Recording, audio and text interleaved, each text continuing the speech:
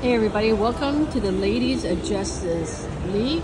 Here we have one of the biggest tree ever. It was preserved as stores and everything was bought around it because this is like 100 years old. It goes all the way up, and of course they built a mall around it, and it's one tree, so all the trunks connect all over the place. And it's also, again, see how big this tree is from the bottom, and then they have offshoots all over the place, and then interconnecting all the way over here. So I don't know, it covers several blocks, this tree, and it's just one.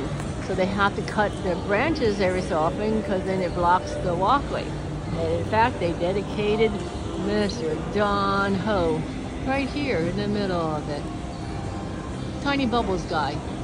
Anyway, not sure what other statue or why he's here in the International Marketplace, which used to be an old, kind of like a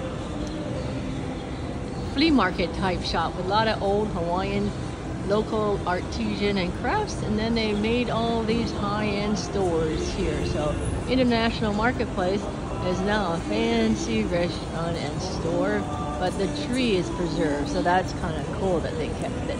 All right, make sure you comment, like, share, subscribe to our YouTube channel, Ladies of Justice League. Have a great day.